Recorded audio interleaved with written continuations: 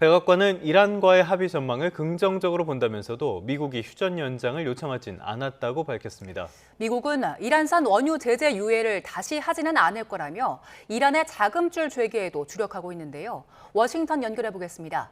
홍상희 특파원, 트럼프 대통령은 이달 안에 전쟁을 끝내겠다는 의지가 확고해 보이는데 어떻습니까? 네, 언론 인터뷰에 나선 트럼프 대통령, 전쟁이 곧 끝날 거라며 낙관적인 전망을 잇따라 내놨는데요. 트럼프 대통령의 발언 먼저 들어보시겠습니다. I view it as very close to over. You know what? If I pulled up stakes right now, it would take them 20 years to rebuild that country. And we're not finished. We'll see what happens. I think they want to make a deal very badly.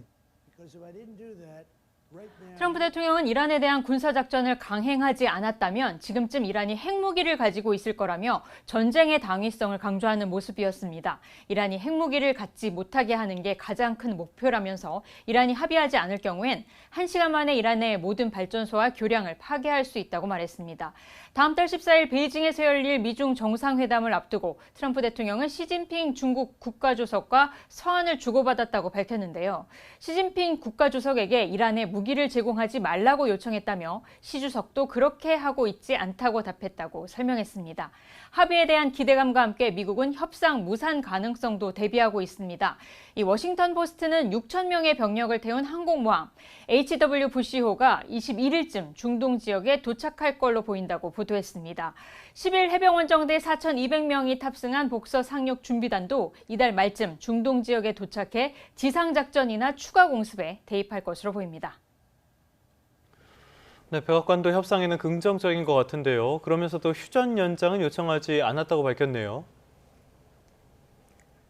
네, 캐롤라인 레빗 백악관 대변인은 오늘 오후 있었던 브리핑에서 이란과 종전 논의가 생산적으로 진행되고 있다라고 말했습니다. 하지만 미국이 휴전 연장을 요청하지는 않았다고 밝혔는데요. 이 발언 들어보시겠습니다. I saw some reporting, again, bad reporting this morning that we had formally requested an extension of the ceasefire. That is not true at this moment. We remain very much engaged in these negotiations.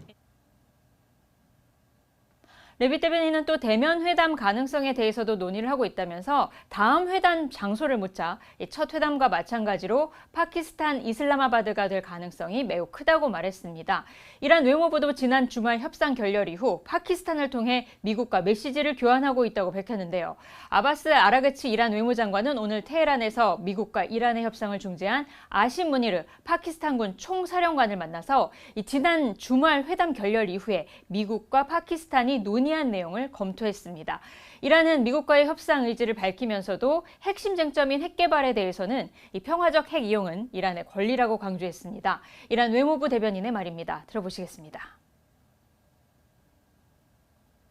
باز تأکید کردیم که جمهوری اسلامی ایران بر اساس نیازهاش باید بتواند غنیسازی رو ادامه بده. 또 미국의 해상 봉쇄에 대해서는 이란은 포위되지 않았다면서 휴전 합의 위반 전조라며 필요하다고 판단이 되면 대응에 나서겠다고 밝혔습니다. 네, 미국은 이란과의 협상을 추진하면서도 또 경제적 압박에도 주력하고 있는데요. 결국 이란의 자금줄을 죄겠다는 거죠? 네, 그렇습니다. 스콧 베선트 미 재무장관은 오늘 백악관 브리핑에서 러시아와 이란산 원유 판매 승인을 갱신하지 않겠다고 말했습니다. 앞서 미국은 이란 전쟁 여파로 국제 유가가 폭등하자 일시적으로 이들 원유에 대한 제재를 완화했었는데 이제는 다시 완화 조치에 나서지 않겠다는 겁니다. 이란산 원유를 사들이거나 이란 자금이 은행에 있다면 2차 제재에 나설 수도 있다면서 중국은행 두 곳에도 경고 서한을 보냈다고 강조하기도 했습니다. 베선트 장관은 또 호르무즈 해협이 개방되면 유가가 곧 내릴 거라고 강조했는데요. 6월 20일부터 9월 20일 사이 1갤런에 3달러에 휘발유를 살 수 있을 거라면서 구체적인 인하 예상 시점까지 예상했습니다. 들어보시겠습니다. I'm optimistic that during the summer we will see gas with a 3 in front of it sooner rather than later. And they all say that once the straits are open, they can start pumping again within 1 week. 이번 미군의 호르무즈 해협 봉쇄로 중국이 타격을 입을 거라는 전망도 내놨습니다. 중국이 이란산 원유의 90% 이상을 구매해 왔는데 미국의 이번 해협 봉쇄로 중국이 원유를 살 수 없게 됐다는 겁니다. 또 중국은행 2곳에 서한을 보냈다며 이란에 자금이 들어간 것이 입증된다면 2차 제재를 가할 수 있다고 다시 경고했습니다. 지금까지 워싱턴에서 전해드렸습니다. 국민의힘에선 부산 북가 보궐선거 출마를 공식화한 한동훈 전 대표가 뜨거운 감자가 됐습니다. 무공천을 넘어 복당 요구까지 나왔는데 장동혁 지도부는 미국에서 마이웨이에 한창입니다. 박희재 기자가 보도합니다. 한동훈 전 대표가 부산 만덕에 짐을 풀자 국민의힘 여론은 요동쳤습니다. 민주당이냐 한동훈이냐의 선택이다.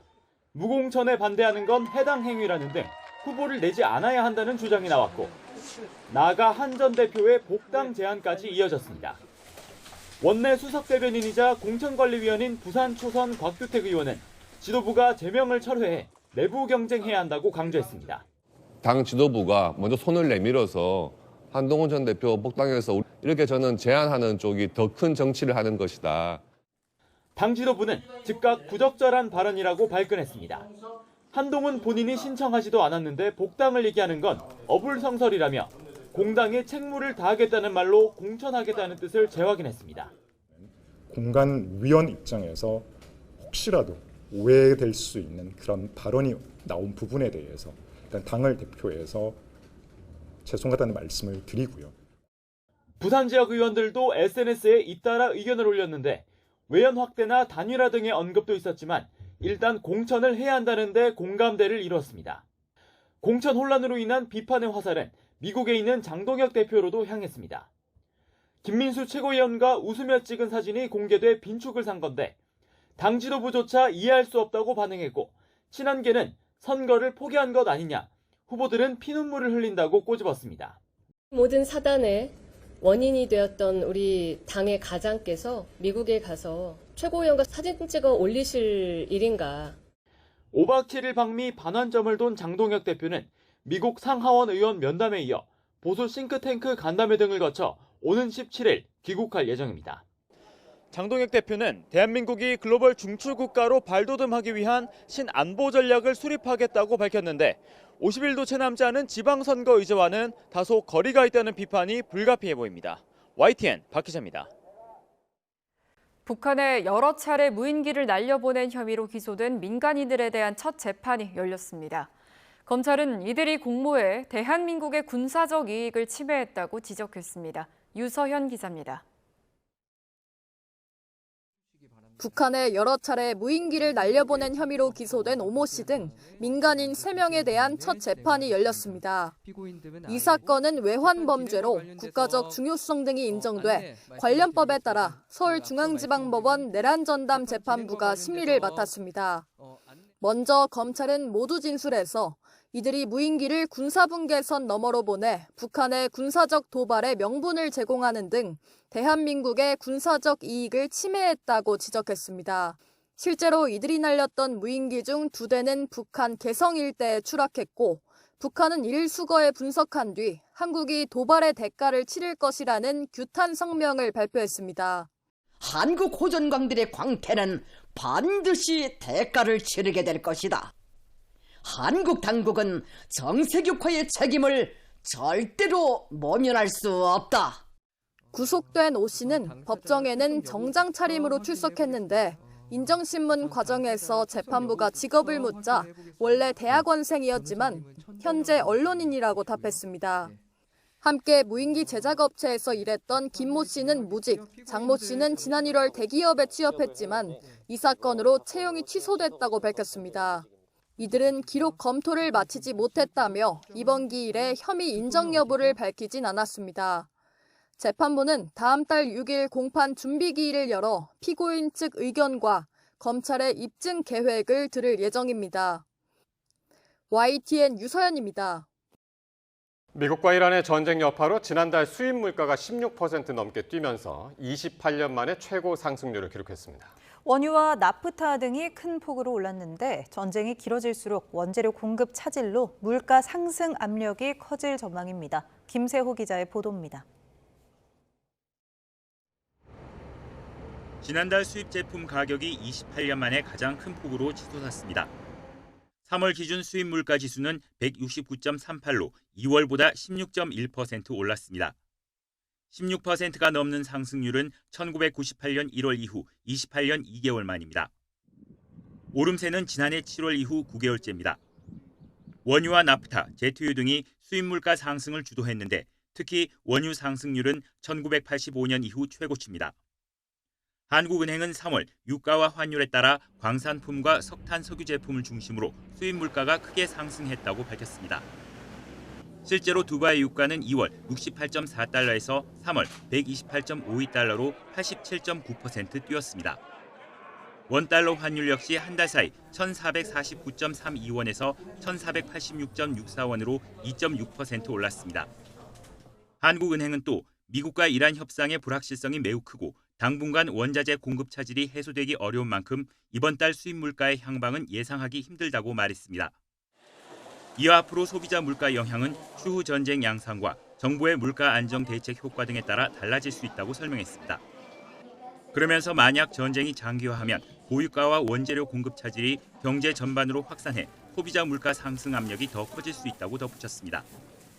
3월 수출 물가 지수는 전달보다 16.3% 높은 173.86으로 집계돼 역시 28년 2개월 만에 최고 상승률을 보였습니다.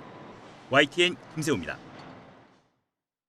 뉴욕 증시는 협상의 기대감을 강하게 반영하고 있습니다. S&P 500과 나스닥 지수 모두 사상 최고치를 넘어섰습니다. 뉴욕에서 이승윤 특파원입니다. 빅테크 기업들의 맞춤형 AI 칩 설계를 돕는 핵심 협력업체인 브로드컴. 오는 2029년까지 메타와 AI 가속기 설계를 위한 협력 관계가 연장되면서 주가가 4% 이상 급등했습니다.